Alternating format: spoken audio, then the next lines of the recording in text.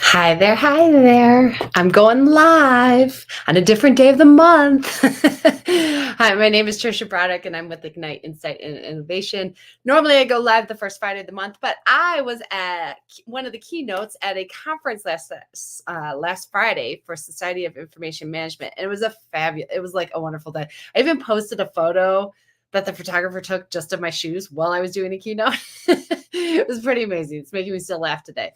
But so I'm coming live today because I had a bunch of other things and trainings this week. So this was the first time I could kind of follow up and do it today instead. So today's topic is one I'm having a little bit of imposter syndrome on because it's like tips of owning your business. But let me be clear, like let me put all the disclaimers out. I don't know everything. There are tons of people who've been doing this longer and at a much different scale. But I thought especially for the people that are struggling with layoffs right now or trying to make choices about what they want to do from an independent, like just you in a training, coaching, advising kind of situation, considering going into your own business, what some of the tips I've learned over the past 9 years that have helped me, made me cry a little, stressed me out, or whatever. And so that, I don't know, maybe if you can learn something from my experience and my time doing this for the past 9 years, it will be helpful for you on making your decisions and whatnot. And let me be clear, when I say 9 years, I had like 4 with other people. We were kind of like a coalition all together, but you kind of sold your own stuff. But on the same note, it wasn't solely independent. I had an amazing team of people around me to help me learn, but it was also part of the reason why the last 4 years I wanted to really own my own company and learn some of the things I had been avoiding learning. Maybe intentionally, maybe unintentionally, maybe I wish I was still avoiding right now, right? But I really wanted to explore this and see what that meant. So these are some of my tips, some of my lessons, some of the things that people helped me learn and then I experienced as well. And it's just when I was coming up with this list of things, these were the things that kind of came to my mind first, not a full inclusive list. So all my disclaimers are done. If you still want to keep watching, welcome. Okay, first one that I don't think I understood. I mean, people said it's, important, but it almost made me stop was trying to figure out my name of the company and the logo. What I had a vision of the logo very early on. I wanted the blue flame, and luckily I have an amazing friend that is designer art and was able to create my vision for me. But coming up with the name was horrendous, almost to the point that there were multiple times that I was like, forget it. I'm just not going to do it. Never mind. Forget it. Because you're going out there and you come up with a name and then you go search and see if somebody already has it. Can you get the URLs? Is it catchy? Is it not catchy? Should you put your name in? Should you not put your name in? Should you put Agile in? Should you not put Agile in? And I knew I didn't want my name in it. I knew I didn't want Agile in it, not because I have an issue with any of those things, but there's a potential that someday I'll want to grow this and actually make product, not just be consulting. And so I wanted the name to be something that I could have different product lines or if I wanted to. But then I also struggled because every one word name, unless you made up a word, and what was the made up word that would make sense that people would remember. And a good friend, Jessica, said, don't try and just do one name, do 3, and then they'll just shorten it when they're talking to the one word, because I really wanted Ignite. But I was trying to come up with all these like 2-word combinations, 1-word combination. It was just a nightmare, people. And until Jessica said, no, come up with 3 words. And then I was like, well, I'll do like a kind of play off I. And then it was like easy. And then also it was easier to find the URLs. It was easier to find all of the things that you needed associated to it. But I will say, give yourself some time to come up with a name, to come up with what that logo is going to be, because trying to change it afterwards is a disaster. It's like a nightmare. and you really want to be thinking about it forward, not just like right there in the moment, because I have somebody that created kind of a funny name for his company name, But now if he wants to do something, he can't publish that, right? He can't do anything along those lines. So really take the time. And for me, it took a lot longer. I mean, I was sending names to people. I was annoying people, okay? It took a really long time to come up with a name that I liked and colors and all of that stuff. So just give yourself some time with it. And for somebody just said they literally just decided your logo. Well, good job. Keep working on it as you're going with it. Okay, number 2. There is a ton of setup. I was incredibly lucky. I was part of a company, Agile for All, great people, amazing. It was that coalition of us all together that I was able to start setting up my company while finishing that year's current work. So like we had a clean switch over to my company name at the start of the year. It was 2020. There wasn't anything secretive about it. It was in fact, Bob and Richard were incredibly helpful for me in figuring out what I even needed to do to set up, right? But there is massive list of things to do. There are lists that are out there that kind of help you go through it, but every state's different. In addition, there's just little things from like setting up software, bank accounts, switching over accounts, getting and deciding your logo header, like your templates of your documents and your contract templates, and how you're going to use Eventbrite or whatever purchasing things. What's your CRM going to be? There's just so much setup, so much. And I had the luxury of like doing it over a 6-month period of time where I could get my like EIN from the federal government while I was doing other things while still working. I didn't fully grasp just how much, and there was still a period of time like, ooh, what did I miss? What did I miss in terms of setting up? But there are lists that are out there that are very helpful, but talk with people that have set up their own business to understand. I still wonder if I'm missing something that I'm supposed to have. But I figure at this point it's good intent, right? And then I'll deal with it as those things come. But it does take a long time to truly kind of get everything you need, because it's not just like, oh, just Venmo me, right? Like if you're really looking to set up an independent business with the website and everything else, it just takes some time to get all of that set up. Okay. And whatnot, as you're going forward. So that leads to the next topic, because some of that setup takes cash.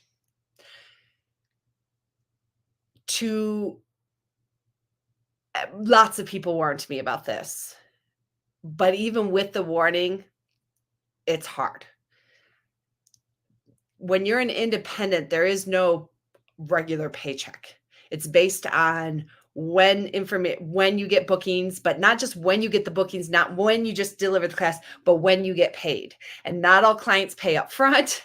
Not all clients pay quickly in different ways. And so there are times that I didn't ever get paid. I did work for one client that ended up having a C-suite person be arrested and their entire company just imploded. And I never got paid for 3 different engagements that were still outstanding.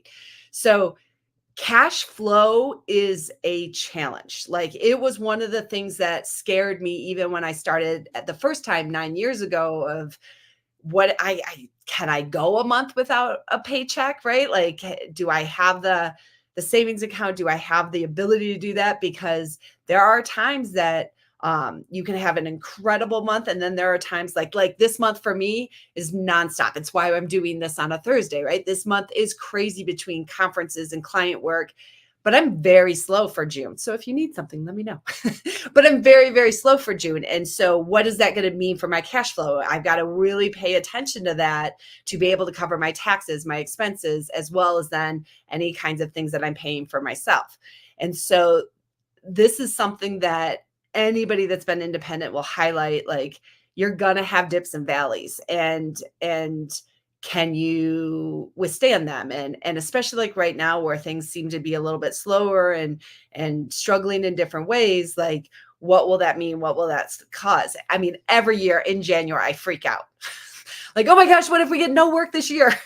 There is a lot of stress. So it's not just even the cash flow, which is a challenge in itself to be able to cover based on when people pay, when you're going to pay yourself, but it's also just the stress of you're selling yourself. You're like, and every December, January, I have a panic attack of like, what if nobody comes? What if nobody hires me this year? What if nobody needs anything this year? What if I don't help? Like, what can I pay my bills? I have a panic every year. I then have a secondary panic in the summer-ish. This is just me. This might be my issues. I don't know if this really would apply to everybody else, but there is a lot of stress when it comes to your paying yourself. And so be responsible in terms of what you're paying yourself, how you need it for that cash flow, what you're doing with that, especially as you're starting off and getting moving with it, because there could be a pretty big gap between doing work and getting paid for that work, and what that means with it.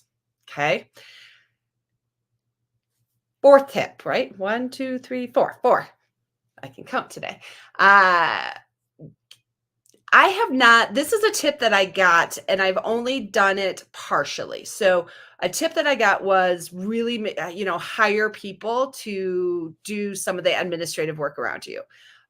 So whether it's some bookkeeping, it's administrative things, it's marketing or whatever, an assistant, any of those things.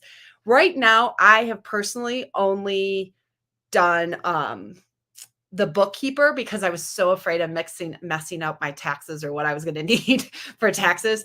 And I have an amazing bookkeeper and she's phenomenal and she's just responsive. So she helps me with all my tax structure, tax prep. And then she also does all my invoices, my expensing and everything associated to it. And it has been phenomenal. I haven't done it for the rest because I've been very intentionally wanting to learn what it means to do this or how to do the print jobs and what does that, all those things. But I honestly, I'm kind of getting to a place now where I'm like, okay, I want to, maybe I'm going to be hiring an assistant soon to do some of those activities, so that you can focus in on the content or the marketing or whatever you want to be focusing your time in on. With it. So that was something people were telling me constantly. I've really only done the one thing and has been like hugely valuable. So I really probably need to do the other things because obviously it was a good tip just by the bookkeeper alone.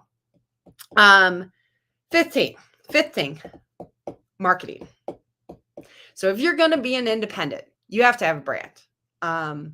Mike Cohn actually said this is, what are you known for? Like if someone says your name, what's the pitch that they say? What's the thing that the thought leader or you're the go-to person for, or your passion is in this area.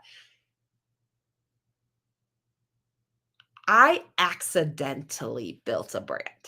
I know you're not supposed to admit that, but I'm going to. I wasn't really trying to build a brand. I'm just loud. I'm just obnoxious. I'm just vocal. I'm just out there, right? But over time, I was present in things. I was engaged in communities. I was volunteering. I was speaking. I was doing podcasts, things like that. And that led to ultimately building a brand. Now I would be way more intentional about it in hindsight. I'd have been way more focused on what I was doing with that. And now I try and help other people with that and helping them. And I say this with a double-edged sword. But if I Google you, does anything come up? Right? And it bugs me. I don't really want to be searched on the internet and things like that. But on the same note, if somebody's like, "Oh, I need a leadership training for something," and they go, "Oh, I think there was this Trisha, like, can they find you?" Because that's half the battle, especially as an independent. Are you still top of mind when they need you? Are you somebody that they'll reach out to? Are they somebody they can find, right? How accessible are you? How easy are you to find? How much are you still out there that makes them go, "Oh, Trisha, that's right. That's right. I need to follow up with her." And that's my only form of selling. I'm not a very good salesperson. I'm not a very good marketer. Somebody put truth teller as my brand. Yeah, that. And hence I said it was accidental. It wasn't really intentional brand originally, but it is an honest one. And so like how much are you out there? Some people will go hardcore and they'll send lots of emails and they really put a bunch of ads out there and doing different things. And I'm not knocking that. Like, in fact, I probably honestly should do more of that. I'm a little more word of mouth. I'm a little bit more hope you come to me kind of person, but I have to have a good brand. I have to be doing things out there. I have to be doing things like this live. I have to just have some way that you can go, oh yeah, Trisha, let me follow up with her. We're looking for that. Or we're thinking about this. Let me follow up with her and see if she is interested in doing it. If you don't have that, you got to have some way of getting that sales out there because pipelines matter, especially for that cash flow and dynamics and what that is. And so I struggle in this area. This is still an area I have to do much more with, but I don't typically think of myself as sales and marketing. And so this is an area that has been hard for me. And I've been lucky and very, very, very, very grateful for the brand that I have and the connections that I have and the work that has come my way and continues to come my way. But a lot of times I sometimes feel like that's very lucky and I'm always waiting for the shoe to drop because I'm not being very intentional about it. And it is definitely on my list for the rest of this year and into next year to really be working on and improving. But it's hard because you're like, but I'm delivering training. I got to do this over here. When do I have time for that?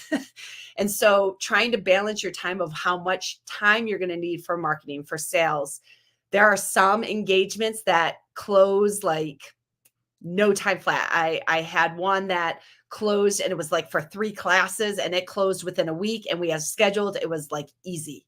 And then there are times that, and that was, uh, uh, $50,000 engagement. And then I've have another one that's $2,000 and it's been 4 weeks of emails and calls and and which happens, right? And so they can close really quick, they cannot close they take a significant amount of time. So it's not just publishing it out there and going, yeah, they'll all come to me, but even getting the close can take time for people. I've had some people come back to me a year later, which is fantastic, but it's just you don't have control over their timelines or their needs or their situations. And so sometimes they reach out really early. Sometimes it's they know and they want to go. Sometimes it's just an inquiry and you've got to engage with those inquiries with it.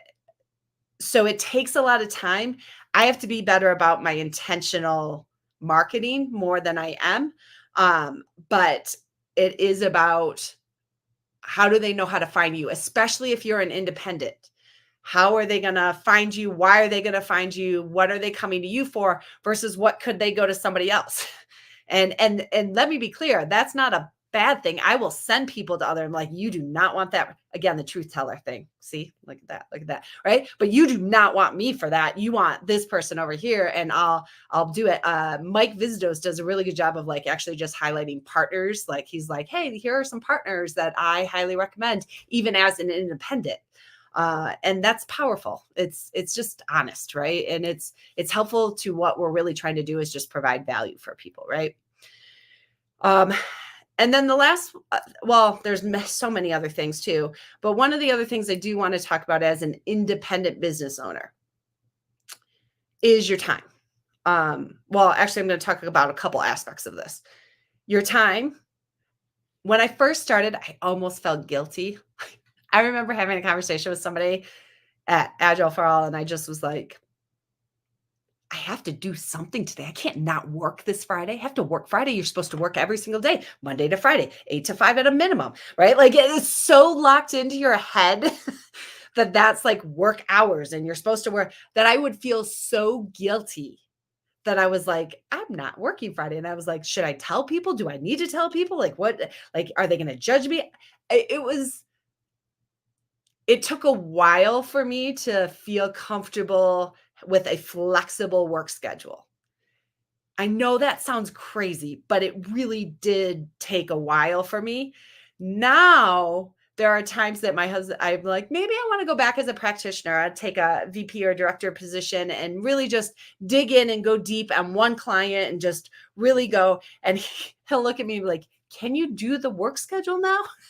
I'm like, ooh, can I? So as much as it took me a while to get adjusted to the flexibility, it now almost would be difficult for me to go back, right? But I also will work on the weekends. I work in the evening. I'll do a time zone class where I did a class recently with Jake for leading amazing teams where we were up till 2 in the morning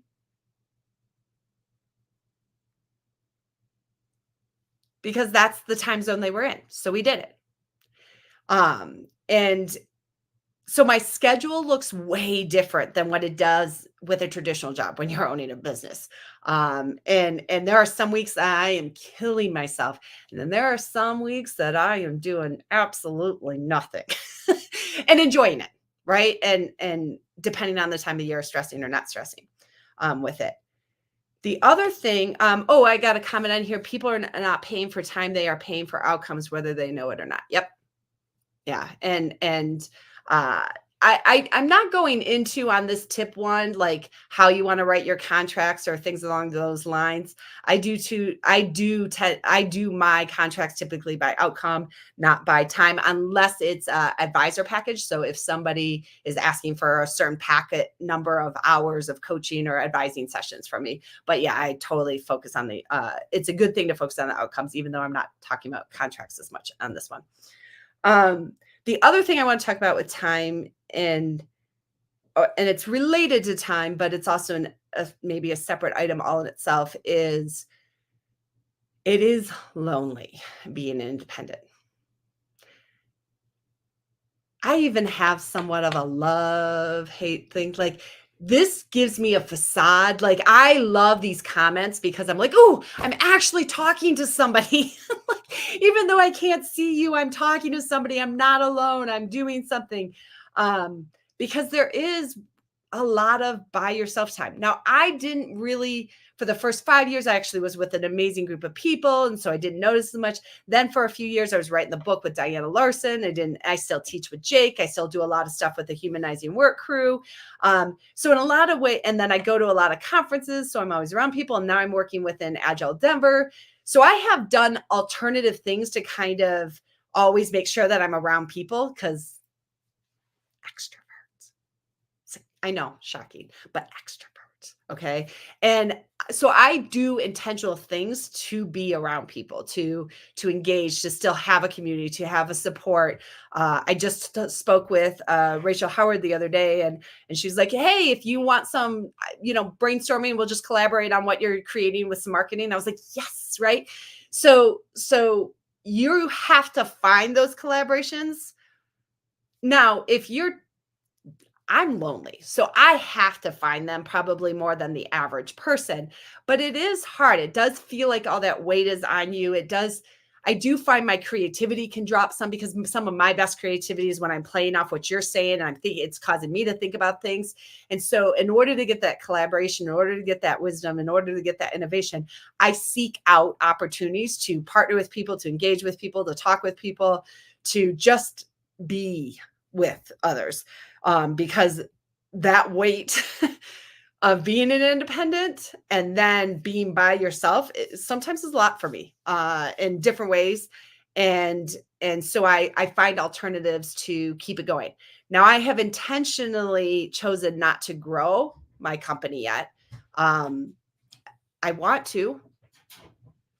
It's hopefully in the plan to, but I'm very careful about it because I have watched some companies hire a bunch of people and then go through layoffs or doing these things.